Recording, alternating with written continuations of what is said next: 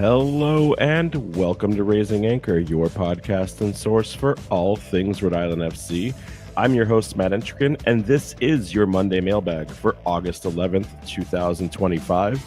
We're going to recap the third 0-0 draw in history for the club of Rhode Island FC as they took on Loudoun United this past weekend. Didn't get to see a lot, but maybe we saw some things turning around the corner, and the best two people in the business are here to discuss it all, and co-host Jason Carey and our wonderful guest for the evening, Mr. Tom Quinlan. Tommy, how are you doing? Wonderful. How are you, boys? Thanks for having me on as always. Much appreciated. Always enjoy coming on. Yeah, always a good time with you on. Looking forward to it. You never know where it's going to go. I got some ideas of where this is going to go today. A little bit on the rails, a little bit off the rails, and maybe the spaces in between. Let's get right into this. We all saw a match on the weekend, and I think we might have wildly different takes. Certainly the fan base, based on the questions that are kind of coming in for tonight, they have a difference of opinions as well. So, Tommy, putting you right into the hot seat here, overall thoughts on the game itself, and is this team moving in the right direction? Not good enough, but moving in the right direction. Definitely not good enough. Listen, that's a team that you could beat. Loudoun United's not unbeatable.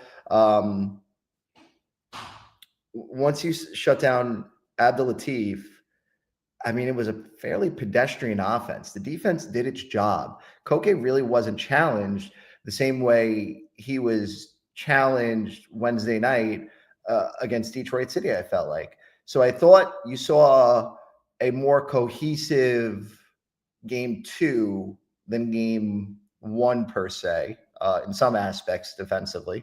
You worry about Hugo Bacharach. Coach said that he got a concussion after the game, but I think that's the back four. I actually do think from Aldair to Mabika, to Yao and Bacharach and Koke, I'm fine with that being the back line moving forward because for one of the, I wouldn't necessarily one of the better offenses, but for a team that has one of the better offensive players in the league, I thought that back line did a really good job and really taking him out of it and forcing Velo to kind of take on more of the offensive duties. So yeah, that game wasn't a result of good play by Loudoun United necessarily. It was Rhode Island not capitalizing on its opportunities. I feel like Rhode Island is very good at taking key players out of games. I think back all the way to the Marcanic games last year against the Battery. I think in Abukara's perspective, I think we didn't really know how much of a sensational goal striker he could be when he first kind of came into this lineup earlier in the season. I think we were kind of not prepared for that. But when you look at the other marquee players, we usually do a good job. Even Darren Smith in the Detroit match, while he definitely had some dangerous looks and made Koke stand on his head at times, we defensively were there, right? We're one of the best teams, and it doesn't feel like it, but we are a good defensive team, right, Jason? Or am I crazy right now? No, it doesn't feel like it because a lot of those games haven't turned out results, right? A lot of our losses have been very close. One, occasionally a 2-goal, or in this case, a 0-0. The problem is our offense is just abysmal at this point. I mean, how many goals have we scored at home? I think it's I think we're at 5 still, to be complete. It might be 6. Tommy, I want to ask you, when we talk about this defense, Koke is back now, second clean sheet in a row. Obviously, it's not the kind of clean sheet that gets donuts. It's not the kind that celebrates on, getting the win, but nevertheless, no goals scored since he's come back. Is this something that, do we put the debate finally to bed that he's the primary keeper? Like, why is it that Jackson couldn't keep clean sheets for the most part? What has changed between what Koke offers and what Jackson Lee provides? Because two very different goalkeepers. What's the difference there? Experience. I just think it's experience. Koke, in my mind, was always the number one. In my mind, there was never a debate. I've always looked at Rhode Island for Jackson as a place for him to refine himself, to get him to MLS, which I think he's very capable of being in. You know, you look at the standard for what it means to be an MLS keeper in 2025, and The bar is not exceptionally high. And I think Jackson has a lot of qualities that can make him a MLS keeper. Koke could be an MLS keeper, quite frankly. But in the terms of the Jackson Koke debate, no, it was never a thought in my mind who the number one was. It was great that the quad injury didn't last as long as it did, and Jackson did a lot of things that were really well there. But I just think there's a difference in terms of steadiness in net. I personally don't think, going back to last Wednesday night, that the Darren Smith clean on net opportunity gets saved by Jackson if he's in net. And it's just, those are, if you look at the highlight reel and you look at, some things that we saw last year, those are the prototypical saves that you would see from Koke Vegas, being able to go to ground like that, finding tight areas to make saves. So yeah, I like Jackson. I think Jackson has a very high ceiling. I think people don't realize how special he is at times. But the number one is Koke, period. And I would agree. I think that Jackson's shot stopping, I think his distribution are on par with the better goalkeepers within the league. And like you said, maybe some of the entry-level MLS keepers. And Tim rightfully says it here in the chat, it comes down to the communication, the organization of the back line. And it's those things that you get with reps in those bigger professional moments that are going to differentiate between the two, especially for Jackson. He's got a long shelf life ahead of him. Well, I think the thing that you saw too the other night, the difference in Jackson and Koke. Koke is ballsy. And why do I say that? The balls he was playing out of the area to Corcoran, right in no man's land, that if that ball gets turned over, that's turning into a goal. But Koke has the confidence enough in his outfield players to work that ball short, and instead of just bombing it downfield like we would see a lot with Jackson, Koke, I think, feels a little bit more comfortable in those situations, keeping it on the ground. And I thought that was something that was the biggest thing since Koke's come back in these last two games that sticks out to me, is playing those balls in very dangerous areas and trusting his outfielders not to turn it over. Jason and I had a bet in the press box that if Loudoun was going to get a goal, especially into the waning minutes of the match, it was going to be through an offensive turnover where we were playing it. I don't think we've ever let a team get that dangerously close. Yeah, we were definitely letting it get deeper and deeper, and it showed in the possession stats. It showed in the final third. We had 40% of the ball in our own third in the final 25 minutes of that match. We were welcoming Loudoun. We were trying to get them to commit numbers forward to catch them on the counter. Saw flashes of what could be, but Chuck asks a very good question here in the chat. He thinks that besides the Jägermeister Cup, unless there's another injury bug here in the goalkeeper core, do you think this might be the last we ever see of Jackson Lee? He is such a good keeper. I can't imagine USL teams don't come trying to be suitors for him to go on and play for some other teams within the league. Well, two things. One, let's make sure we put a pin in the possession stats at the end of the game, because I do want to come back to that. Two, with Jackson, it could be, unless Koke gets hurt again.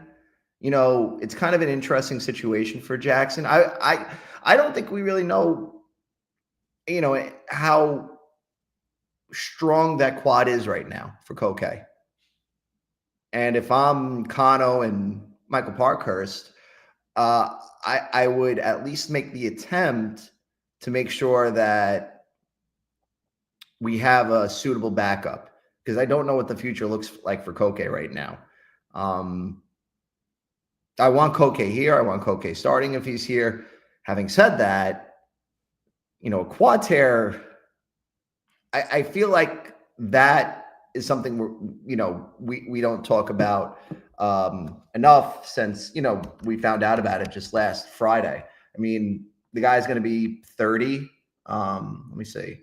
Yeah, he's the second oldest player. He's going to be 30 in September. So, I mean, he's on the other side he's heading to the other side of 30 now. So you want to have something good back there. I think Jackson's an excellent choice as a backup. But again, having said that, Jackson probably wants to go start somewhere. and you can't, necessarily discount his hunger to want to lead a team. So could it be his last game?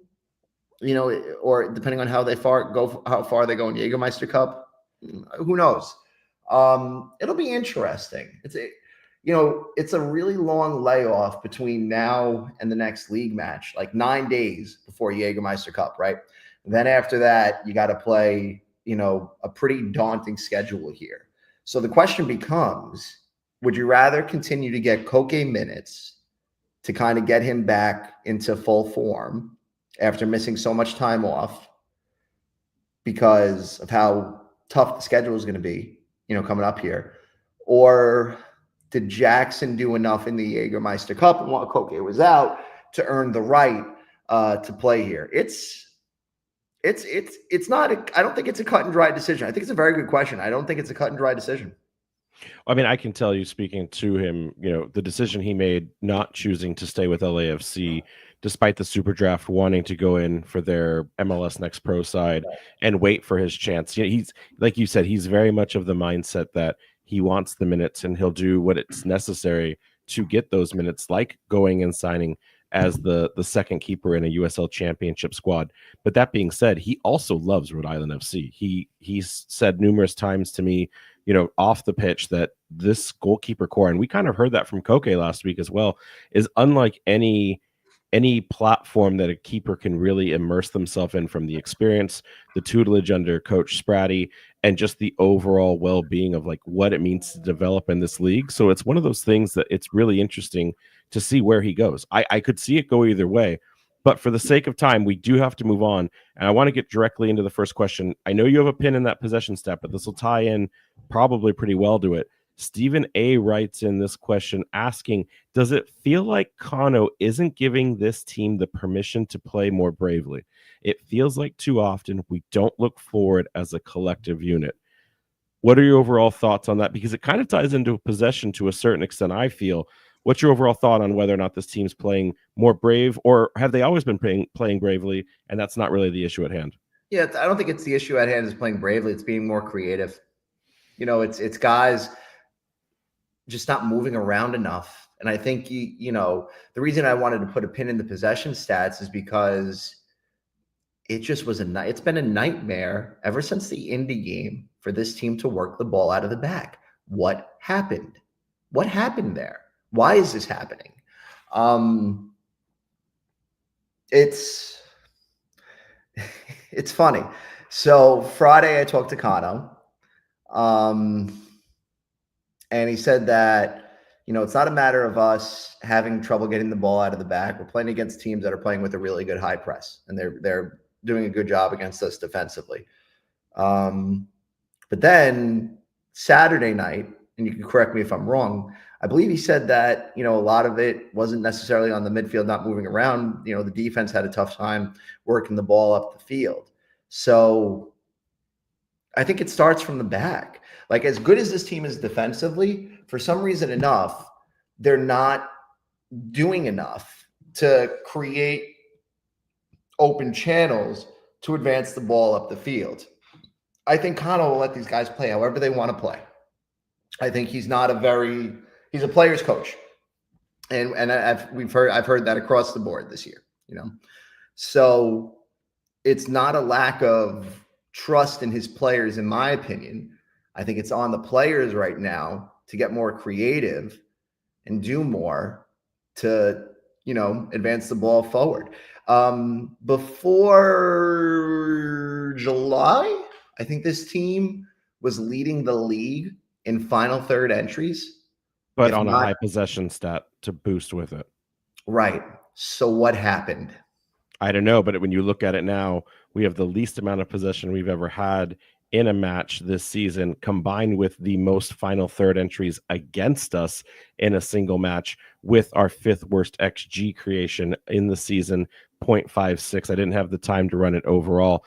But Jason, I mean, we've talked about this at length. I believe that there's something wrong in that middle column where there's a missing midfielder centrally. But we've also talked at length that this team feels pedestrian in running into spaces and creating those channels, to Tom's point a second ago. What is it that you're seeing? Because I don't I don't think that it starts with the back. I might disagree a little bit with Tom there. I think we can get the ball one step up. We just seem to not be able to find any kind of situation or sequence that can move the ball into the final third with some sort of actual tactic or strategy. I think like too often we see too many of the midfielders and forwards being too static, right? They'll occupy a space near someone, a defender, and they'll try and push forward, but no one will like step up to receive the ball. Too often times we'll give the ball away because the pass will be undercooked and the defender will just step in front of him, take it away. And the midfield looks empty because we're not really playing a 3-5-2 anymore. We shifted away from that. We're playing like 3 forwards, so kind of more like a 3-4-3. So we probably need a little more work from one of those front three to kind of maybe step down into the midfield to create like passing lanes. And we saw JJ dropping deeper and deeper to try to collect the ball because they couldn't transition the ball from the defense to the midfield to the forward line. He often would have to come and help break, not the press so much, but just help get the ball beyond where Loudoun's press was engaged. Well, to the point of what Jason's saying, I think it's as simple as that. Guys aren't coming to the ball. What does this team do routinely that we've seen all year this year? They play it over the top. They play it down the wing. Or they play it down the wing. You know, there's really no creativity in the middle of the field. And I think that's kind of become a detriment because I think teams kind of know to expect that. They're going to send it up in the air. JJ's going to win a head ball, and he's going to try to play it out wide. And they're going to try to beat us off the cross. I think Jason had the best joke in the press box where he said Noah Fuson needs to go back to culinary school because everything he's preparing is undercooked. And that was the greatest line I had heard all night. And I agree. Listen, like these guys a lot. They're great people. Fantastic people. Noah and Maxi have not delivered this year so far, boys. They just haven't. You know, Noah was the golden playmaker of 2024. Fair or unfair, came into this year being one of the more, I believe, highly touted stars, and deservedly so, highly touted stars in the league. You got to show up in these moments. And I can't explain Maxi. I don't know why it's not working right now. But it's not. It's just been, you know, do we know what his best position here is? Do we know if he's better as a attacking midfielder? Do we know if he's better sitting in? Like, I don't know if we know where Maxi's the most comfortable playing within Kano's system yet. Well, I would argue with Noah that when we interviewed Kano at the end of the season for like the 2024 recap, and we asked what the biggest surprises were, he said Kevin Vang and his output in practice, and then Noah Fuson. No one had Fuson earmarked as the differentiation that he was going to be. They didn't even see him as a starter. He earned his way into that. And now, granted, his talent is there. We've seen it put on display, but there's those moments where he just can't seem to get it back. And it's not just, is he being put into the best positions? Because Connor's tried him on the wing. He's tried him as a cam. There's something right now that seems to get in the way of Fuson's ability to, like you said, be creative and read the play that's developing in front of him. And I don't know if that's a regression to the means as the pendulum swings back the other way. And maybe this is the real Fuson. I hope it certainly isn't, because we need him to get activated here at this point. Yeah. But then the other argument with Maxi is I look at Maxi as a Landon Donovan type of player. I look at him as the kind of player that don't give him a position or an assignment. Let him be wherever he wants. The best games that Maxi has had is when his heat map, he's in all corners of the field. Like, he can go anywhere. He can do whatever he wants. He can overload. He can run into spaces that no one's at. I feel like Maxi does better playing a free jazz type of soccer than he does sticking to some sort of plan. And I think that's why he shined so brightly as that false nine for Detroit City FC last year, because he was a chameleon. At moments, he could be going up, making a dangerous run at goal. And other times, he'd be dropping back more as an 8 or a 6 just to help with the team. He's an all-around player. And I think that we try to pigeonhole him into this one thing versus another, and I just don't think that's where he shines as brightly. I think that's a fair point. I think the reason why maybe where we sit, you know, and I think pigeonhole is a good word, pigeonhole him is maybe because everybody else's role is set on this team. And we look at him as a, central midfielder, whether it be attacking or defending. We're expecting him to be more of that point guy in terms of distribution. And maybe that's a role that he wanted to take on, but it's still, unfortunately, still taking time for him to get acclimated to. Agreed. Let's get into this next question because, Tom, I think this one is actually directed specifically at you. And so let's fire this one off. Yeah, question for Tom here from Jessica. Is it time to start holding Kano accountable for results?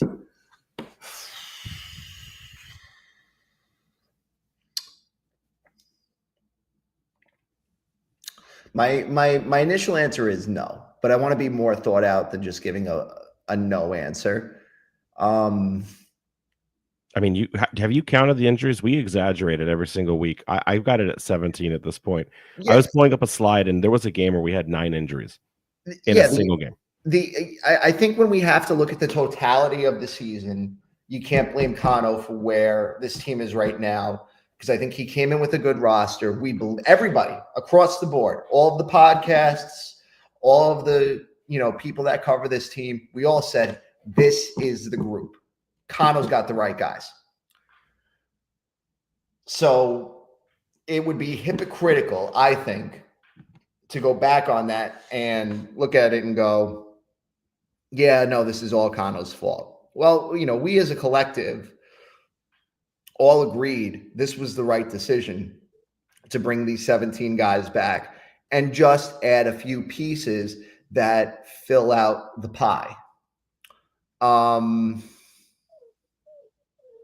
With that said, there haven't been many moments. Let me just say this.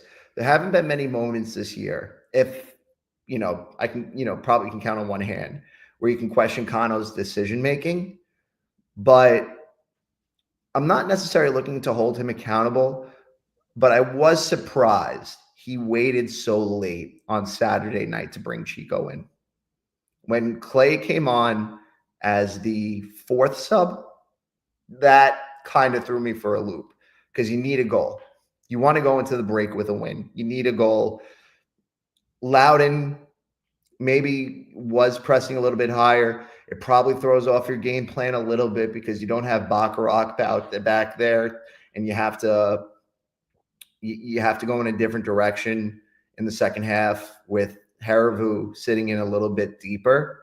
But I thought Chico should have came on earlier, personally, because I thought as good as Loudoun was playing as the match went on defensively, Chico's one of these players, especially with JJ in there, that if you throw the two of them in, I didn't think it would take much to break down that defense again. You had them pinned back already earlier in that game. I didn't think it would have taken a tremendous amount to pin them back again. So do I want to hold Kano accountable? No. Do I think, did I disagree maybe with, some of the decisions throughout the year, especially the one with Chico on Saturday night? Yes, but that doesn't mean that we do what I think a lot of knee-jerk reactionary fans do and just say, well, go after the coach, fire the coach. Well, when I look at the totality of the season, Kano's pretty low on the list of people that I look at and go, yeah, he's got to be held to the fire for what's going on right now. It is a complete creativity issue, I think, with the attack that I think needs to change in order for this team to make any hope of a playoff run. Our argument has stemmed from, if there is something to hold Kano accountable for, it's playing the players out of their natural position at this point, because I don't think it's wrong that he's constantly experimented. We've now seen 4 different formation changes and deployments. It's really more when you have the team healthier. Like you said, Tommy, he's a player's coach, so he's all about vibes, relationship, and chemistry. Unfortunately, sometimes that means rather than see a Danny Rivera, who was a starting right back for the Supporter Shield winning Pittsburgh Riverhounds 2 years ago, who on a Bob Lilly side is one of the best defensive constructions that have ever existed within the USL.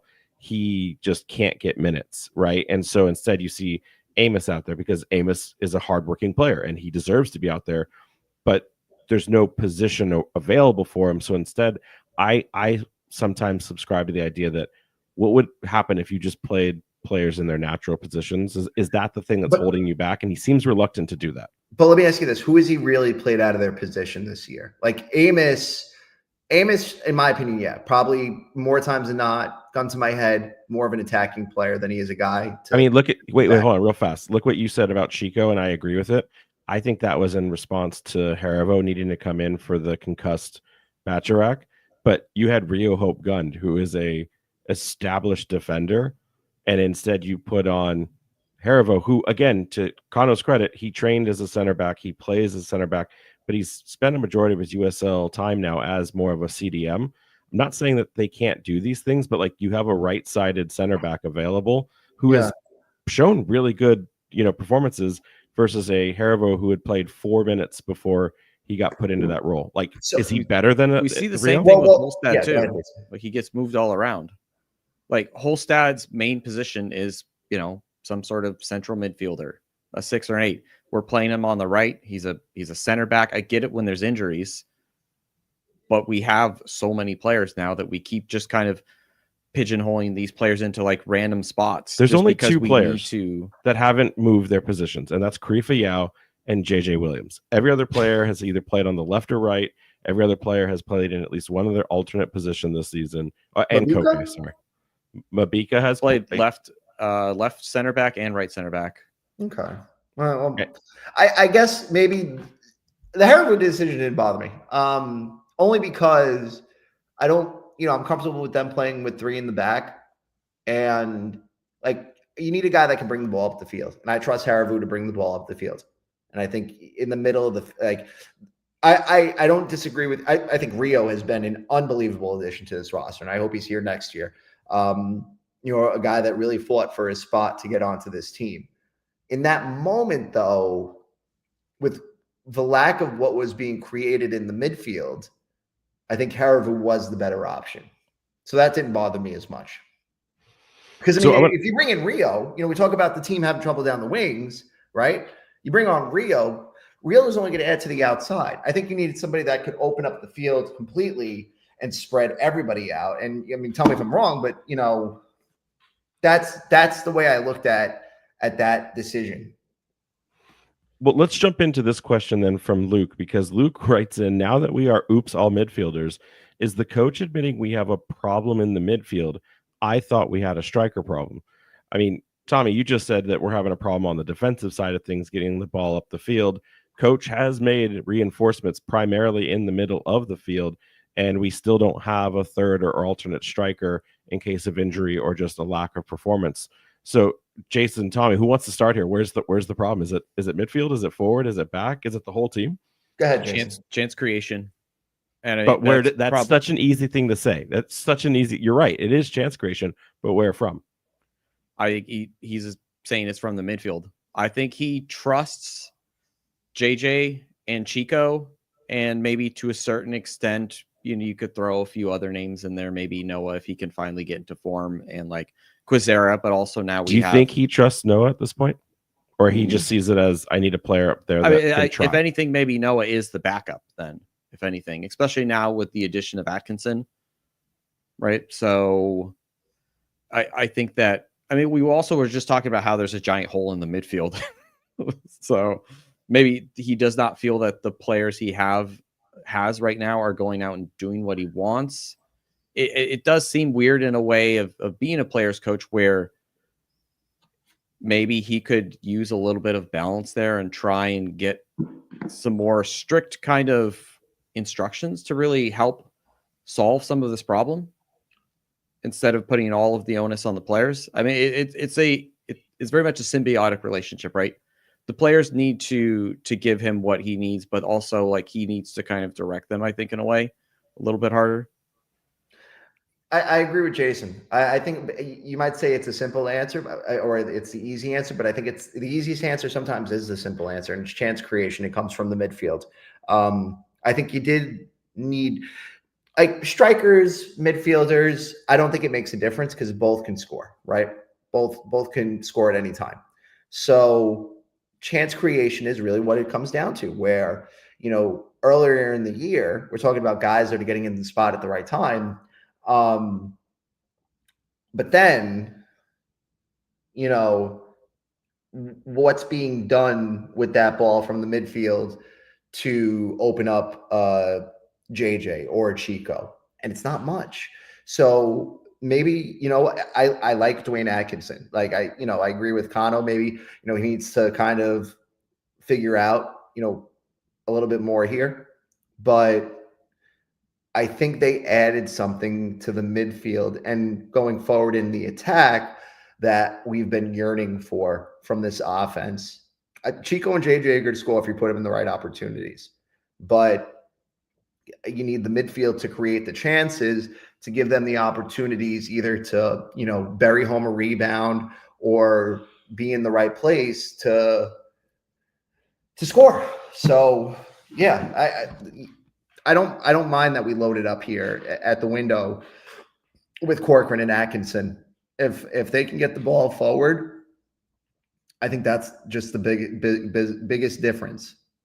Alan actually writes in the next question, thoughts on Corcoran and Atkinson so far. Is there enough of them there to make a difference for this team? I mean, I just starting things off, Corcoran, he's been with this club for less than a week, and you really wouldn't know that he's only been spending such a little amount of time integrating so far. I like his calm presence on the ball. Very often when our players get under pressure, they're less likely to try to, take on a dribble or take on a duel. Most of the time they have to be at speed, I feel like, to be confident enough. I feel like Corcoran can have his back to goal, take on incoming opponents, and then just wait for the right pass or take a step, find a pocket, and then redistribute the ball. We normally play a little faster because we don't want the opportunity to get the ball, ripped away from us. Corcoran has a really good presence for that. Atkinson, I don't know if we've seen enough. There was a couple of exciting seconds there, but I think we need a little bit more of a few more minutes under him to see what he'll do. I like the idea of a cam, but Jason, overall, if you had to give this a rating, would you say these are definitely differentiation players? These are X factors? I think they can be. I really do like the presence that Corcoran brings. The one thing that I do want to see, I don't know if he has this in his locker though, is more forward passing. I'd say like 90% of the passing he's done has been very much sideways. He will draw. He's very comfortable drawing players to him, waiting to the last second and then passing sideways, but not very much forward. I think I saw him try one or two. I think he tried one over the top to JJ. But the looks he got were good, but they were fewer than I think we would be excited to see. But isn't that a result of the system that Corcoran's coming into? Because it's all year that they've been playing laterally and not vertically. Like Corcoran's only being able to do what he's got around him, and that is primarily this team plays the ball laterally in the midfield and out of the back than they do going forward, which is why it's kind of funny. We all kind of in that indie game, at least I know I did, kind of got out of my seat a little bit when I saw Baccarat just take the ball and just run up the field. How many times this year have we seen guys take their space? It gets very congested at times in the midfield. Guys are passing very close to each other and nobody's really opening up the field more to kind of create different passing lanes. So I think that's kind of, to Jason's point, sort of the thing that we're just frustrated with right now. I think it would be the word. I agree. When teams are employing a man marker press, and then you suddenly have a center back tearing up the field, a la Vincent Kompany, early 2010s with Man City, like things can get done. I like to see it, and plus Patrick it forces everybody back more, right? Exactly. And he's got good enough ball control to where it's not a mad dash. He can actually really do something dangerous with it as he gets further and further up the pitch. I don't disagree with it. I think it goes back, though, Tom, to what the first question said about the bravery. I look at that same thing as Kano has to be brave enough, and he has to allow the team to be brave enough themselves to be able just to look forward instead of go for the safe pass. I thought that the safe pass was something that we did when we wanted to play that possession style. We wanted 500 passes. You had to get 20 pass sequences before you could even take a shot at goal. Now, though, I think comes the time we have all of this talented play. We all agree we have talented players on the pitch. They all can do really good things if given the chance. But I feel like there's this natural propensity.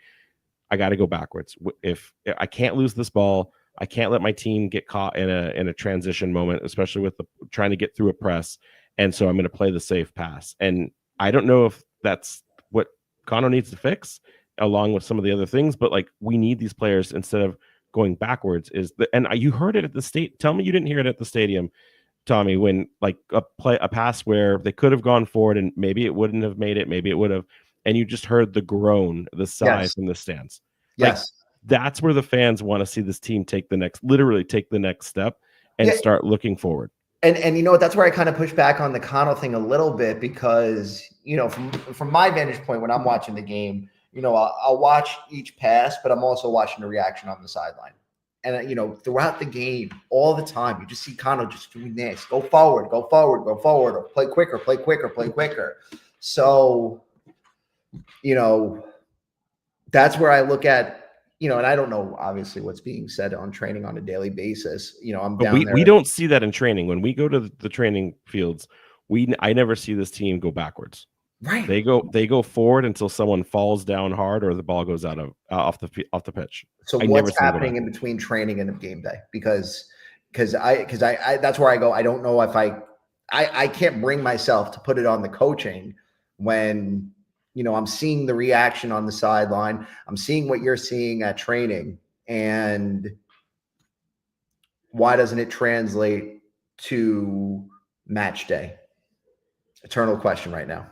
It is indeed. We've got one last question because I know you got to go soon before you have to drop. So I want to put this up on the screen, and then Rachel C asks this question: who would you guys pick as the best starting 11 if everyone was healthy? So on the screen, I have all three of our players our formations with the players that we thought would be the best starting 11. So for the sake of the only audio listeners, I'll start off with mine is a 3-5-2 with Koke Vegas in net, Ame Babika, Karifa Yao, and Grant Stoneman in the back three. I've got a single 6 in Ugo Bacharak. I've got then the rest of that 5 with Jojea Quizera out on the left wing, Matthew Corcoran and Clay Holstead as a double 8, and Frank Nadarce on the right wing. I've got Maxi Rodriguez pushed up as that false 9 underneath JJ Williams, and then, of course, JJ as my striker. Tommy, what do you have as your formation, and why did you pick it? I think my formation's a little off, but I know the graphic here says Quizera out wide, Fuson, JJ. The only thing I think what I sent to you was you gave me 12 players with Chico, so I figured you'd rather have JJ than Chico. You know what? No, I'd rather have Chico and JJ up top. I would drop Fuson right now. Okay. So then you wanted a 4-4-2. Yeah, but you know what? I'm looking at it, and I'm looking at Jason's, and I almost want to take out either Clay or Maxi for Ibarra, because I didn't realize until I looked at Jason's lineup, like, you need the set piece specialist in there. And Ibarra is an unbelievable set piece specialist where he's putting the ball in the area in the right place every single time.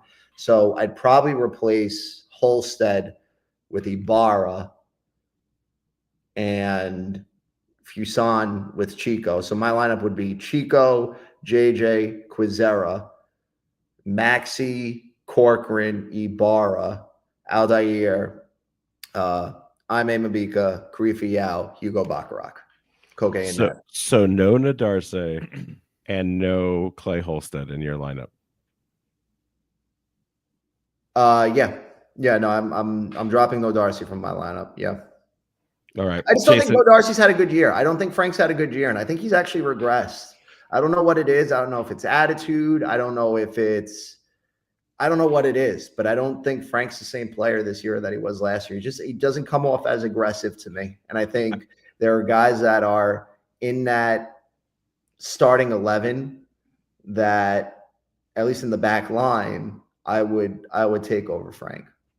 I mean, but you've also said Marky Ibarra is a set piece specialist. Yeah, we have no set piece goals. So yeah, but that also goes back to Marky Ibarra has been hurt for a good chunk of the year. And I don't blame Ibarra for the lack of set piece goals. Frank's been in a lot of these games. Frank hasn't created much from set pieces either. So then, Jason, quickly read off yours. So you got it in a 3-4-3. You're keeping to what Kano's trying to put out there in the world. Yeah. Koke and net, obviously, with Ame, Karifa, and Ugo in the back. Midfield four, Quizera out in the left with Ibarra, Clay in the center with Nodarse as a right wing back. I kind of struggled to decide whether or not I wanted to put Corcoran in there, but there's also the weird looming hangover that he might just disappear in a month. He could be gone for the U20s, and then we never see him again. I think I just kind of decided to leave him out for that. And then Maxi, JJ, and Busy up top with the kind of both of those two trying to maybe drop into the midfield, kind of add some, some presence in there and hope to get the ball up to JJ. Well, either way, I don't think we'll see any of these formations because Kano, the way he picks his squads is like drawing random straws from a bucket. I don't even know the analogy. That's a terrible analogy, but that's how difficult it is to be able to predict Kano's schedule and squad builds. Well, I'll say this. I talked to one league media figurehead recently that said it's just another, like, going into the Hartford match, it was another confusing lineup from Kano. You can't figure out what he's doing. And that is that a result of Kano just still experimenting? Is it, not knowing what his best 11 is yet and trying to find out what the best combination is? He's going to keep you guessing for the rest of the year. That's a guarantee. If Kano is anything, he is unpredictable in 2025. I agree. So I know you got to get going here in just a second. So we're going to end things for you on this question here from Drew. And where is that question? Drew asks, with the Revolution to Boston deal getting closer and closer, do you see more fans converting to RAFC or just less of the suburb fans attending Revs games in the future? I feel a little bit of trolling going on here. I put it out there. You got, No, it's I think it is an unbelievable testament to the culture we're building here in Rhode Island that on alumni night weekend for the New England Revolution, with the return of Matt Turner, no less, Rhode Island FC put 8,000 people into Centerville Bank Stadium. Whatever the Revolution do with Everett, or if they build the stadium in Foxborough, it will have no bearings on what happens with Rhode Island FC. And this is something for you guys. And I think it's great that each section of New England now has its own culture when it comes to soccer. Rhode Island has its own thing. Hartford has its own thing. The Revs are its own thing. Vermont is its own thing. Maine is its own thing. And they all have their own identities, and they all have their own diehard fans. I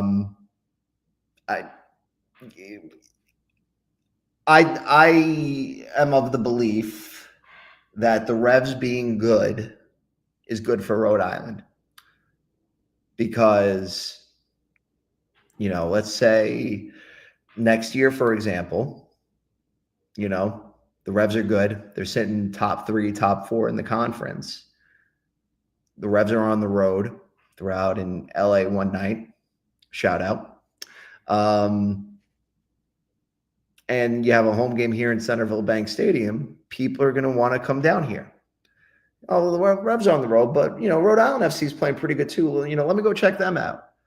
So I think we want everybody at the end of the day, no matter how you may feel, at the end of the day, we want everybody in this region to be successful, because I think we're all going to benefit off each other's success. Because, you have a winning culture down here. You obviously don't have the crowd culture necessarily yet. It's there in pockets like they have in Portland and Vermont, but up until this year, Vermont didn't have the on-field results to match what the culture was. And right now, Portland has the culture, but they don't have the results. So, it's a good time. It's probably the best time to be a soccer fan in New England. Period. There's never. I've been up in this area since 2009. I've been covering soccer every day since 2013. I've never seen it like this. This is good. We want this, boys. We want this. Only because it's going to benefit everybody in the long run. Obviously, it's a little bit different with us in Hartford because there's a little bit of a rivalry there. And I think Hartford's kind of more on the periphery than anything else, just because they're in Connecticut and, you're all the way out in freaking Hartford. But, overall, a Rev Stadium doesn't do anything to impact the business of Rhode Island FC. Spoken from the words of wisdom, Mr. Tommy Quinlan. I have a lot of emotions when it comes to those New England Revolution.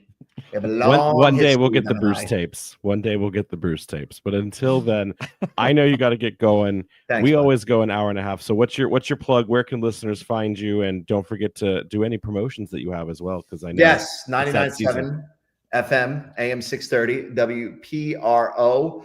I do news and politics for a living as my day job. That's how I pay my bills. So if you are into the world of news and politics, we'll give you everything that you need to know happening around the world at any given time. Myself and one Eugene Valicenti. His name's actually Gene. He's not Eugene, but anyways, I call him Eugene and nudge him. But it's a great show. We have a lot of fun. I've made him a believer into this project. He wasn't a believer. He's a believer now. So that's what I do with my life. I'm obviously play-by-play announcer for the team. I love. I mean, it's a dream come true for me. Honestly, as corny as that might sound, it's everything that I've ever wanted in my life, to be the play-by-play announcer for a team. And I'm eternally grateful for the loyalty that they've shown me from day one. They've been some of my biggest fans, and I love them dearly. So when you are at home, or if you're at the stadium watching the games, especially when you're at home, turn down the volume, turn me and Nick Giuliano up, listen to the games. I hope we can give you a really good picture that we paint every time. And I also encourage you to download Prize Picks, the #1 fantasy sports gaming app in America today. Use a promo code Quinn, and you'll get $50 instantly when you play your first $5. Promo code Quinn, win with Quinn. And that's Quin, right? Not Quin. And as always, you guys are an important part of our community. And I think it's, again, we go back to culture. The fact that we have such a dedicated podcast that's grown, a really strong audience is a testament to you guys.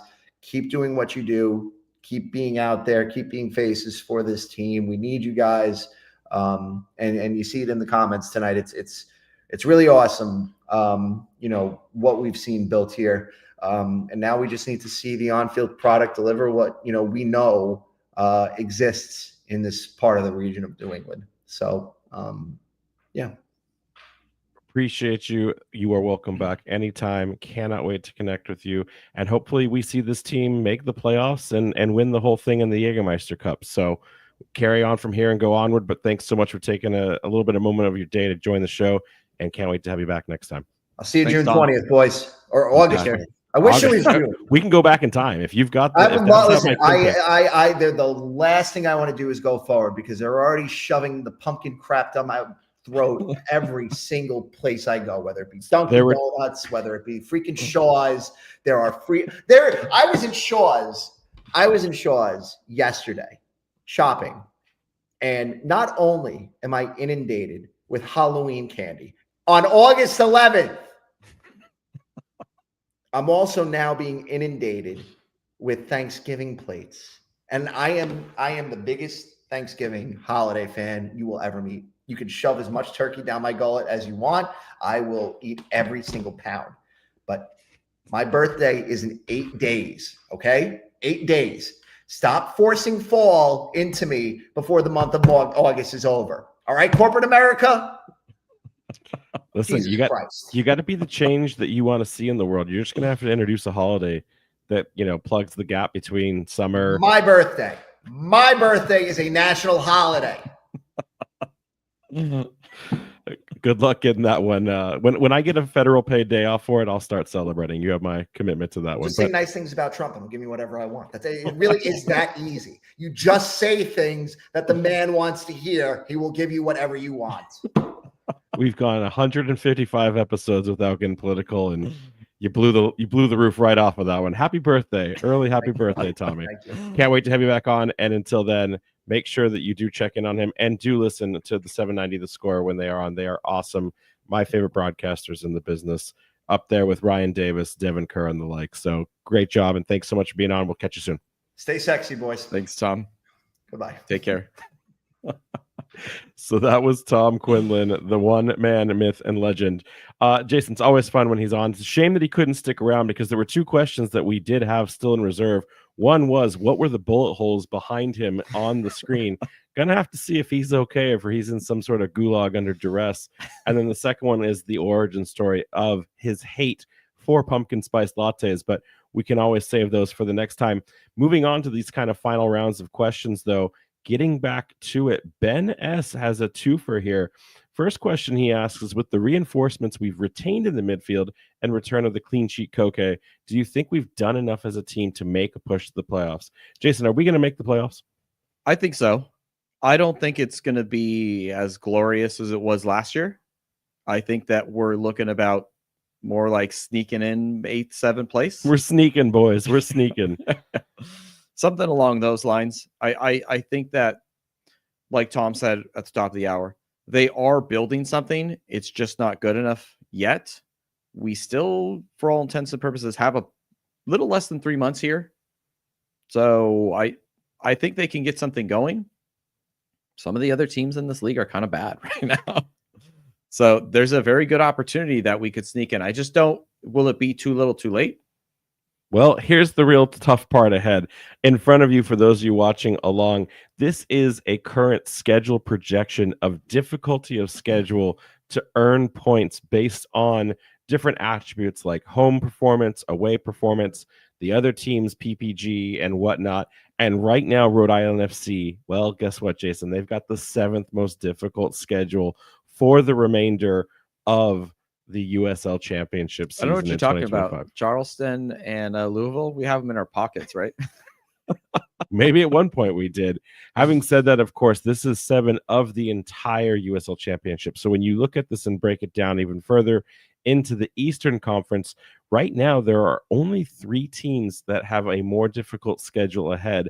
One, Indy 11, their schedule is by far the hardest. So their chances of a playoff berth at this point fleeing quickly.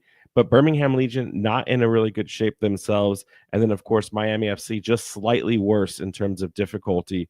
Oddly enough, we are neck and neck with Hartford, who have jumped us this week. I know we don't like to talk about it. They are now in 7th with just a smidge of an easier schedule. Most interestingly, and I think we have a new dark horse contender. If you look all the way at the other side of that column, the Tampa Bay Rowdies have the easiest schedule for the remainder of the season. But again, that's all things like form, away performances, and home performances. But there's a real shot that Tampa Bay might be able to slink back into this playoff hunt and see some other teams go out the side. When you look at this difficulty, knowing how we've struggled, especially on goal production, do you still want to say we make the playoffs? I mean, I think we maybe to kind of tie it into the second part. I think maybe we make the playoffs in the 8th seed and get knocked out in the first round. Potentially. It also depends on like if this team really turns it on. Like I'll back the team. I will believe. But based upon what I've seen so far, they need to score some goals. You know, I'm willing to be convinced. Agreed. And then to that point, Ben asked the question, are any of us willing to give a playoff standing prediction for the Eastern Conference? So we took that same model, ran it against all the rest of the teams, and this is ironically how this most likely might shake out. Of course, these are all predictions based off current form, but we have it set up where the first place team, Louisville City, which will run away with the season but not beat its legacy numbers from winning the Players' Shield last season due to the removal of those 4 additional games, thanks in part to the Jägermeister Cup, would most likely take on the Tampa Bay Rowdies, who will squeak in that 8th position. Charleston Battery in number 2 will take on 7th place Rhode Island FC. Jason, it's a playoff game we're very familiar with. Having to go down to Battery Park, most likely we'll see that. North Carolina currently looking like they will secure 3rd place and take on a 6th place Hartford Athletic. Honestly, I think that's one of the most favorable ones there. So Hartford could be onto something if they're able to maintain that. And then those 4th and 5th positions in Pittsburgh Riverhounds taking the 4th and final home playoff berth against Loudoun, who are on that backslide. Yeah. Correct. Interestingly enough, though, when you look at this, the big ones, though, Miami, Detroit City, Birmingham Legion, and Indy 11 all projected to be on the outside. I wouldn't cut Miami or Detroit out yet. They're actually tied to like 0.18 of that model. So like those 2 positions could switch. And then when you look at that 8th place Rowdies, it's only like a 1 to 2, point spread there as well. Ironically, I think it's like 35 points may actually be the basement this season to get into the playoffs. Historically, it's usually been 45, 48. So Jägermeister plus those 2 teams at the top really taking advantage of their points per game has kind of wobbled this Eastern Conference, if you will. If this does hold, though, theoretically, this would put us then from going first against Charleston. We've beaten Charleston, but then we immediately have to go right against Lou again. It seemed like no matter whatever Eastern team wants to go, they're going to go through these 2 teams no matter what. Yeah, you're going to have to go through one of either Louisville or Charleston to go all the way. Luckily, we would get to do both this season. Yeah. Quick question here. Thought, if you could pick one of the 2 to face off against this year, who would you think we'd have better chances against? Let's say theoretically we sneak in 7th or 8th. Between these 2 teams? Between Louisville or Charleston, who do you think we'd have a better I think Charleston, because Louisville is a complete team, and after they dismantled Charleston earlier this week, they showed that Charleston has one glaring problem, and that's that once they get their nose punched, they have a hard time recovering. That 4-1 4-1 full-time line was not a 4-1 game. It was 4-0 until like the dying kind of minutes of the match where Charleston caught a garbage goal. I think Charleston is slow to respond when they get scored on, and when we score first, we normally do really well. So much like what we saw last season. I mean, really, if you think about it, these are 2 teams that are very similar from what they saw each other as last season. You're just swapping Marcanic for Cal Jennings, and it's the same problems. You isolate that player, you keep Juan David Torres away from your half, and you'll be fine. So I would rather take on Charleston than a more complete Louisville, but looking at where we're heading, we probably will have to go through both of those teams if we want to make any kind of actual deep run or even go for it all again. Right now, though, and it's a perfect segue into the next question, which is Taras asking, what are our chances with the Jägermeister Cup? Can we win the whole thing? Because I gotta say right now, I'm all in on it. I'm taking a shot at glory. I think that's where we're going to be. What are your thoughts on it? I think this is a very good opportunity based upon a lot of the teams that are left in there. You look at it, and if I remember correctly, I think like Sacramento and weirdly maybe like Hartford or some of the stronger teams left in there outside of us. So if form works in our favor, right, we're playing against Birmingham, who are beatable. That they really struggled this season, even after the second coach. They're not, they're not where they should be based upon the players that they have on the field. I mean, probably say the exact same thing about us. But I think it's a very good opportunity for RAFC to have a very obtainable target. Lots of fans thinking we need to practice our PKs because with this at home, it's going to end in a draw, whether it's 0-0, 1-1, or 2-2. So hoping that they practice those PKs so that's. Could you imagine that's where we go out in this tournament now is via penalty kicks? That would just be the absolute worst here. And then moving into the next question. James Z says, what is causing the team to underperform? And then also a second question here. It has nothing to do with that. What's up with the lack of merchandise? Oh, no, he's implying that the team is underperforming because of the lack of merchandise. They are correlated. Listen, I will say that I think they have a scale issue that they probably weren't prepared for compared to last year. Well, I know that this is partly stemming from the Wave Kit selling out so quickly. I know that for the Taylor Swift night, the shirts and the jerseys all went out really quickly. There's this thing where they don't want to have too much of a supply because then they have to sell things at clearance. And I would argue that the thing that they don't understand, and this is why this is truly kind of a year one all over again, is we often talk about how many people are showing up in these games and how much is in attendance, but that's still double the capacity of last year's Burn Stadium attendance.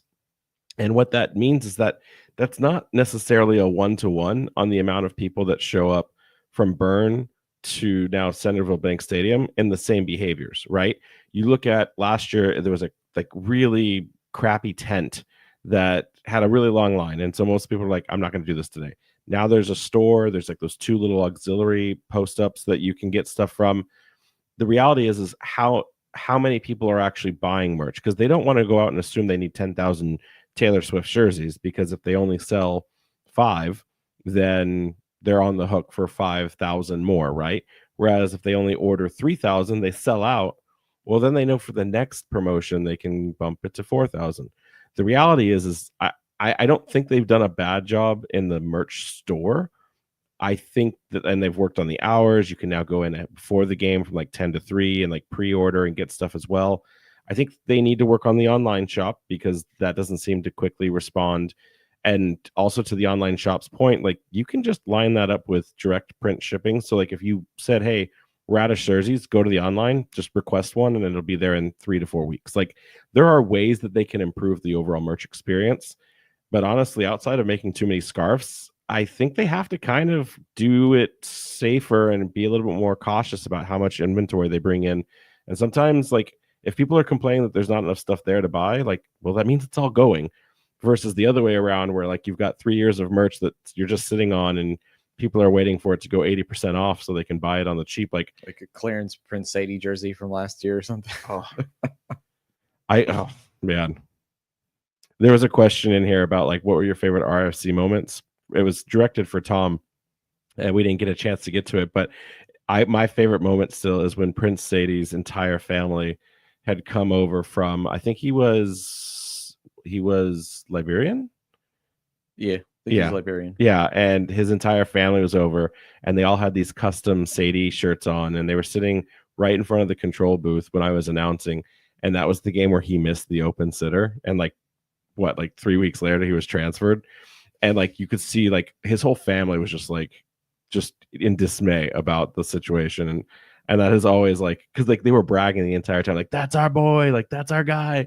And then everyone looked like that guy that just missed it. And it was a tough day to be in the Sadie family. But yeah, I don't know. I don't think it's a merch issue as much as we're just upset that there's not enough. Should they be creating more? Yes. Should they be experimenting quickly with things? I mean, they still haven't put a Hawaiian shirt out there. They still haven't done it. And yet they could for marketing. And I know they listen because we talked about the Wave Kit and they're like, oh, do you still need a Wave Kit? And the answer is yes. I would like a free Wave Kit any single time. But there's 3 things you need to go make. And then you can give me a little bit of the royalties or just fund the podcast for a year. 1, you need to go to China and make a custom foam mold of an anchor. and you need to make it transparent so that you can put like LEDs in it so it lights up. I've seen those things sell at like carnivals. I've seen those things sell at Disneyland. You put a $12 price tag on a foam anchor that's RIFC themed with blue and gold lights inside it. You'll sell those every game and you'll make at least $1 million a year. You're welcome. Number 2, you need to stop making scarves, like I said, but instead in how you can make better products. Start doing like the flags again. Start doing the car magnets. Put those on people's cars when they just have someone walk around and slap magnets on every single car. Will some people get angry? Who cares? It doesn't matter. It doesn't matter. And number 3, it doesn't matter either, because follow steps 1 and 2 and you'll profit and build your brand. So that's all you need to worry about. That's all you need to worry about. But I am rambling. Let's wrap things up. We have a really weird question, but I don't want to talk about that one. So let's go here to Bob's last one for the night. And Jason, brace yourself. I don't know if you'll be able to answer Bob's question, but after watching all the flopping in the game against Detroit, why don't USL refs go after players who embellish like they do in hockey? Chico would have 6 red cards by now if we did this. So, I mean, it's a fair question, Bob. I would argue that soccer as a whole doesn't do a very good job of this. Yellow cards for embellishment are kind of rare. It has to be very blatant. The game is very fast paced. There is one ref. I mean, sure, he's got a little bit of help, but to sit there and kind of make judgment calls on every single challenge can start to get difficult. I think the reality is too that you to a certain extent get what you pay for. So at a lower division team or lower division league, we are not going to have the best refs. I mean, people complain about the refs in the Premier League, the richest league in the world. So like, it doesn't really get any better the further you go up. There's a bit more consistency, I think, if anything, is what I think most people actually want, right? Like, if I at least know what this ref is going to do, he's like, okay, he's going to call that a foul. I thought Natalie Simon on Saturday was amazing. Great. I thought she was the best ref we've ever had. Players are falling down and they were like, look, do I get a card? Do I get to stop the game? And she was like, no. And then they suddenly realized, like, I'm not going to get those calls. I'm going to have to play at a different level of intensity, a different level of physicality. And she was consistent for the most part for the entirety of the game. I thought that was probably the best ref match of the season. So hopefully we'll get Natalie for more matches to come, or hopefully Natalie can start training the rest of her brothers and sisters on how to be versions of her out in the game, because that's what we need. I mean, what we saw at halftime, no extra time. It went straight. It was 0 minutes added because there hadn't been any stoppage time added. Like, that's incredible. Did you see some people complain about not getting to see the added time at the end of the match? Yeah, it was really weird when we saw the Pittsburgh game and they had a timer. I don't like that. Never seen that. I don't like that, because that tells the players, like, how long do I have to hold out for? I don't like that at all. And the reality is, at the end of the day, the decision is up to the ref to then decide, well, maybe during that 5 minutes of extra time, I added 2 more minutes. One of the opposition players injured for 3. So guess what? We're going to go to 8. Right. So it's very much a flexible variable that it's hard to quantify in a time, because then people are gonna be like, why? Then they're gonna start yelling, why didn't you stop? It's been 5 minutes. Well, maybe during that 5 minutes they wasted enough time. I'm gonna add an extra 1. Yeah. I mean, I heard the announcement, and as the former announcer, I can tell you nothing was more maddening than having people tell me, oh, we didn't hear you even say that thing. It's like, I said it as loud as the speakers could carry my voice. So I definitely heard Juju say it. The issue is that I don't remember in the moment, because we heard it we're like one box over. There could be a point where you're supposed to read it as it comes out, but like when I was reading it back in the day, if something was happening on the pitch that was drawing attention, I would wait, because like if the minutes were not continuing to count down, but there was an injury or there was a foul that had been called and the stadium was getting loud, I would wait until things sorted themselves out and then re-announce it. So sometimes I would wait 40 seconds to actually do the announcement. Ironically, last year too, I don't know if you remember this, but the original extra time board didn't have it going both directions. So if the red hat who was responsible for telling us those things didn't communicate it, like the person would move it side to side, but no one could see right behind. So we would always be like, how much time? how much time is going on. I think if we could get to a consistent place where the Red Hat is getting that information to the team really fast, I think for the benefit of the fans, they could probably come up with a graphic to just put it up for like 10 seconds. Yeah. Be like, plus be like 1 extra minute. Yeah. And they don't have to make more than like 10 of those video graphics. Yeah. You're not really going to see more than ever a 10-minute added time. I know it's possible, but that's a fair point. But man, do they always pay attention when he announces a Chick-fil-A corner kick? So we'll get one of those by the end of the season. But hey, listen, chicken. This has been fun. I think we're good to go here, but we will end with, because we always do this, we just couldn't integrate it into Tommy's time on. So we're going to end the show actually with both Coach Cano Smith's press box interview so that fans can see it, because I think that's a big thing that people still want to see, as well as midfielder Marky Barras. So we're just going to end it from there. You won't see us. We'll do the readout, but I think that's it for questions here. Anything else that you want to say before we go? No. Let's get into these interviews here. All right. So here's Coach Cano Smith for after the match against Loudoun. Disappointed not to score. I think we created some half chances, but they're a good team. Difficult to get the ball off, or they had some chances. So a point in the end is probably fair, but we got to start scoring goals.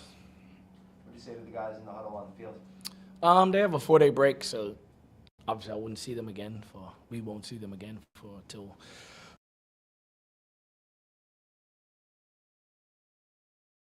Abukura guy coming into tonight that you said that you guys wanted to shut down, especially in the middle. It seemed like, at least from that angle, he was pretty, for the most part, pedestrian tonight, right? I felt he was still dangerous. I mean, we kept him away from goal, I would think, so to speak, but I think he still picked up the ball in dangerous positions to hurt us. But yeah, he didn't score, get an assist, so yeah, that's good. Is the lack of movement in the midfield when you're bringing the ball out of the back, is that something that is concerning for you guys right now? I don't know if I agree with that. I mean, I think Matthew goes and gets on the ball pretty often, so he moves out and pops it. But yeah, I don't know if I would agree with that. Lack of movement, I wouldn't call it that.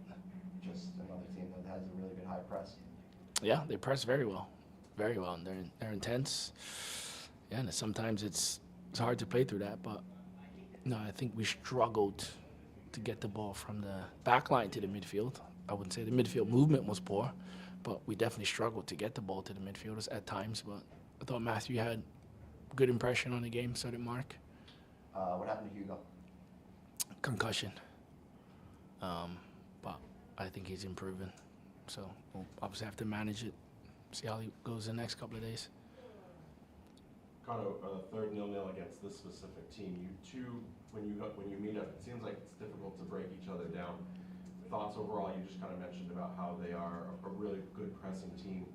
What is it about these two particular teams when they match up that like goals just don't seem to happen? It's a very tough, gritty breakdown.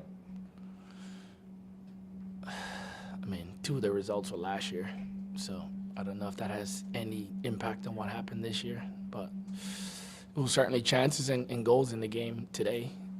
But yeah, they scored 2 against us last time. But I don't know if last year's 2-0-0 results have any impact on this year, but maybe it is. Maybe our styles don't blend well against each other. I don't know. So. And I don't know if you already talked about Atkinson, but if you have, ignore this if you haven't. Overall, he makes his debut. How exciting is it to have this player, and what kind of caliber of presence is he going to bring to this team moving into the final stretch of the season? I think he had some bright moments. I think he had some not so bright moments too, which is to be expected. But you can certainly see he's dangerous. He's dangerous, and he moves well. He's got energy. He's busy. That's his nickname. He's very busy. So yeah, I think you got a little snapshot of what he's about. Stylistically, do you intend to deploy him as both like kind of a central attacking midfielder and a winger? Is there more to his game yet to be seen, or? Yeah, I think he can play anywhere along the front line, but probably best out wide, but he can play centrally too. And then big game, Jägermeister Cup. It's an elimination round for you. You have some time off in between. Does 11 days, does that give enough time? Is that too much time leading up into a game of that kind of consequence? No. I don't think it's too much time. I mean, they need a break. We all need a break. The league, the Players Association give you this mental health break for a reason. So yeah, they need it. They've worked hard. So yeah, it's I think it's well needed for everybody to come back and regroup for the last third of the season or so. Have you ever experienced anything like this as either a player or coach where, you go through, I mean, you guys have been playing since March every single week. I mean, it's, going to be August 10th tomorrow. And it'll be your first bye week coming up here. So is this the longest stretch of games you've ever been part of? And, what's like?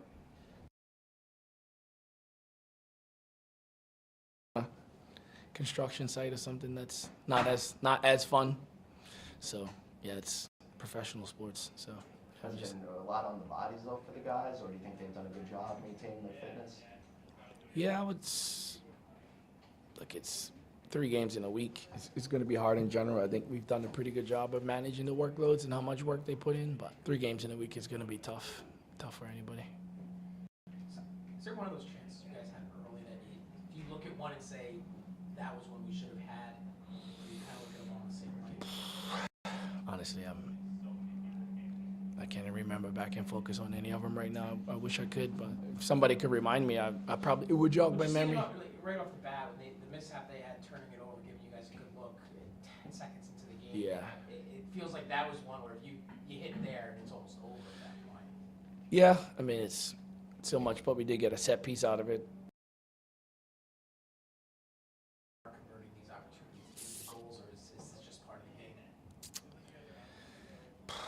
Yeah, I just think we got to create better, high-quality chances. Like I think that one was okay, but when JJ got it, he got it wide, and then he came inside and shot. So I think creating better quality chances, like easier. I mean, ultimately, the highest quality chances come from within the box. So we have to get the ball into the box and shoot in that goal zone, like in the width of the goal, and shoot from there. Are guys finding like the right areas to be in, and it's just a matter of connecting, or is it, would you like to see you guys take more shots, more like what just sticks out to you the most offensively? Yeah, I think what I just said, like creating better, high quality chances. Like I think we're creating, we created enough half chances, but I'm not a huge stats guy, but XG is XG. It's a science, so I'll be interested to see what it is tomorrow and what the XG was. I bet it's lower than 1 if I had to guess. So, but yeah, just creating better, high-quality chances. Your thoughts on the game? Do you think 0-0 is a fair result, or do you think you guys should have gotten more out of tonight? Yeah, I think in possession there were a lot of positives. 0-0 is not good enough at home. I think an emphasis for us this week was capitalizing on set pieces. We knew that that's something we need to do, and that was a big goal of ours, and we didn't do it. We worked on just trying to put service in places that guys could score, and ultimately we had several chances and we didn't take advantage of that. So I feel like in this kind of game, it's a tough game. They're a good team, and in a 0-0 game, that's the way to make a difference. And we're still waiting on that, and we need to do better. So I think capitalizing on set pieces could have won the game tonight. Yeah, just following up on the set pieces right there. Since your reemergence into the 18 and to the 11, you've been the guy to take pretty much almost every set piece play. What is it something that you guys need to improve on to create more scoring opportunities? And is it just a matter of inches at this point on these dead ball opportunities? It feels that way, especially tonight. It felt like the service was in spots that guys could score, and I think recently we've been trying to simplify things. Like the staff has kind of gotten behind us and told us we're going to make it simple. We're going to put the ball in places that you guys can go get it. We're not going to overcomplicate it. We just want to give you guys a chance to go get on the end of crosses. And today, guys, they fought. They got on the end of crosses. We had a couple headers that either missed the goal or one that went at the goal, and we just were fighting to get over the line. So it feels like it's a matter of inches, a matter of time, and hopefully it'll turn soon. Something that we've seen from you last year in the set piece opportunities is that you do a really good job of finding, the big guys in the area, whether it be, in the past Frank, we see it with JJ and Karifa. What are they experiencing in those moments? Or is it those guys getting doubled by defenders that makes it tough for them to get onto the ball despite you putting it into the right area? Yeah, I mean, it's always tough. Like, they got to fight through a lot of contact.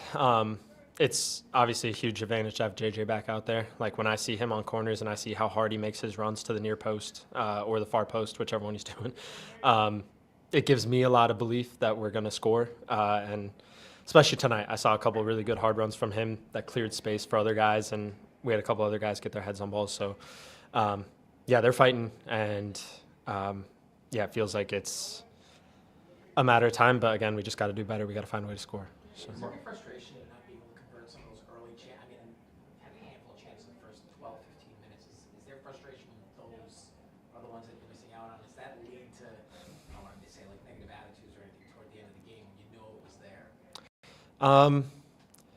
I wouldn't say it leads to negativity. I mean, obviously, again, a big emphasis for us was score first, especially at home. We wanted to go into this break with a big win, with a big 3 points to start hunting down some of these teams. Maybe 2, 3 a game. If we can get that number up to 4, 5, 6, you know, they're going to feed more and they're going to score more. So ultimately we got to do better creating as well. Mark, what's the overall attitude in the locker room? What's the conversation just emotionally at these points? This team is one of the best defensive teams in the league. It's just not all clicking on the front end. I know there's adjustments and additions that have come here, but overall, what's been the conversation? What's been the attitude in the locker room over this last, let's say, since the Hartford matches? Yeah, it's been a fight. I mean, away in Pittsburgh is obviously a low moment. That's always a tough game away.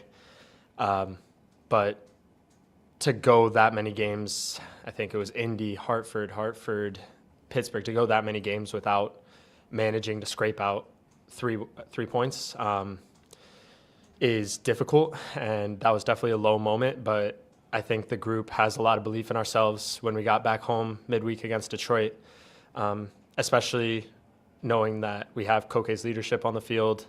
Just the attitude that he brings to the group, I think, really rejuvenated us a bit this week. I felt like personally Wednesday and Saturday, these past 2 games, we've gone out and we've shown ourselves better. I think we made a better account of ourselves these past 2 games, and I really do think the attitude is back on the up. I think it was a fight through that little stretch, the Indy, Hartford, Pittsburgh stretch. That was a fight to get through, and now it feels like the attitudes really are going back up, and we know that it's going to be a fight down the stretch, but we know that we have what it takes. And you talked about how you wanted to go with the win into this break, but I want to ask you as a player now with this mandatory mental health break, what is that for the overall health for you guys as players? What are your thoughts on that? What is the overall opinion of the league growing into this space and kind of executing that kind of approach? What are your overall thoughts, regardless of the fact that it's not coming after a win? Yeah, I definitely think it's important. It's a long season. We report in January, and at least last year, we're not done until mid-November. And so to have a break built in, I know it's something that the Players Union pushes for, where you can know ahead of time that you're going to have, you know, this 3.5, 4-day stretch where you can, just have that mental break from your job that you're doing 10 months straight in the year. I think is definitely important. I know it's something that the Players Union pushes for, and hopefully they're negotiating. Hopefully we can have something a little more standardized league-wide where maybe it's, that 4 to 5, 6-day break is a little more standardized among the teams. But yeah, it's definitely important in a long season to have that little stretch where you can have those 4 days to have that mental break. Is it a great positioning knowing that the next game is a knockout soccer game now? It's a game of elimination, high stakes. Is that exactly what you want? Is that kind of rest and recharge going into a very important match for this RFC? For sure. It's an exciting match. We put ourselves in a position in that competition that we have everything to play for. We have a home match in the quarterfinal, I think it is. And that's super exciting for us. If we have an opportunity to win a trophy, we're going to do everything we can to win the trophy.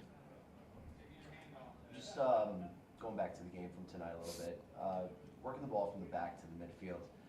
The last couple of games, it seems like that's been a struggle for the team. Just, from your perspective on the field, is it just playing against teams that have a really good high press, or is it, got to be quicker and moving the ball out? Moving the ball from backline to midfield. I mean, there were a couple hairy moments I remember from the second half tonight. I do feel it's an exciting moment. I mean, we added Matthew into the midfield, and I think maybe there's a couple moments where we're getting on the same page with him in the midfield, but it's exciting to have him. I think we're excited that every new player that we can add into the team and grow and add quality. There's going to be little growing pains, but I think we also add quality when we get those new guys in. So I think a couple of those moments are just building familiarity these past couple of games, but I think he's a great player and he'll help us down the stretch, hopefully. And his transitions, pretty much, it seems like it's been seamless. Yeah. I mean, he got in. Pretty much, it seems like it's been seamless. Yeah. I mean, he got in. I forget when they announced him, but it was only a couple days before Detroit, and has been able to help us already. Is there a simple answer to what it's going to take to get you guys to kind of kickstart into another level of play, or is that kind of what you're searching for right now? Yeah, definitely. We're still searching. I mean, we haven't been able to string wins together. I think that's the step. I think, we've sporadically gotten a win, and what it takes is we got to string wins together. Last year, when we built momentum, it's because you can win 2 games in a row, 3 games in a row, and that's what it takes to build points and get yourself into an important playoff spot. All right. Just a quick heads up here. With no match this weekend, we're going to do a Thursday pod. We will be back in a week on the following Monday to preview the Jägermeister Cup next round.